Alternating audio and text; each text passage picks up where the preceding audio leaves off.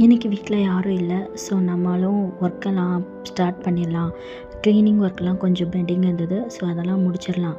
யாருமே இல்லைன்னா தான் வீட்டில் நம்ம சீக்கிரமாக நம்ம ஒர்க்கை பார்க்க முடியும். ஸோ அதுக்கு முன்னாடி நல்ல ஒரு சாங்கை யூடியூப்பில் போட்டு விட்டுட்டு அந்த சாங்கை கேட்டுட்டு ஒர்க் பண்ணோன்னா ஒர்க் பண்ணுற சலிப்பே தெரியாது.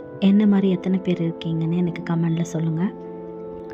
ரொம்ப நாளாகவே எனக்கு ஒரு கொஷின் மைண்டில் ஓடிக்கிட்டே இருந்துச்சு. ஸோ என்னென்னா, நம்மளை எந்த விதத்துலேயும் அவங்க ஒரு ப்ரியாரிட்டிஸ் பண்ணலை. எந்த விதத்துலேயும் அவங்க லைஃப்பில் நடக்கிறது எதுவும் நம்மளுக்கு தெரியக்கூடாது அப்படின்னு நினைக்கிறாங்க. ஆனால் அதை நம்ம திருப்பி பண்ணுறப்போ நம்மளை மட்டும் எப்படி அவங்க கொஷின் பண்ணுறாங்க அப்படிங்கிறது எனக்கு தெரியல. ஏன்னா ஸ்டார்ட் பண்ணதே அவங்கள தான் இருக்கும். அது தெரிஞ்சிடக்கூடாது, அது தெரிஞ்சிடக்கூடாது. இங்கே போகிறப்ப நம்மளை அவங்க இன்வைட் பண்ணியிருக்க மாட்டாங்க. ஆனால் நம்ம ஒரு விஷயத்துக்கு பண்ணுறப்போ ஏன் எங்களை கூப்பிடல, ஏன் என்னை இது சொல்லலை அப்படிங்கிற மாதிரி கொஷின் பண்ணுறாங்க. ஸோ ஃபஸ்ட்டு அவங்க தான் அதை ஸ்டார்ட் பண்ணுறாங்க. ஆனால் அது அவங்களுக்கு அது தெரியாது. எதுவுமே ஃபஸ்ட்டு நம்ம என்ன பண்ணுறோமோ அதை தான் நம்மளுக்கு அவங்க ரிட்டர்ன் பண்ணுவாங்க அப்படிங்கிறது அவங்களுக்கு தெரிய மாட்டேங்குது. ப்ளேமெல்லாம் நம்ம சைடு தான் போடுறாங்க.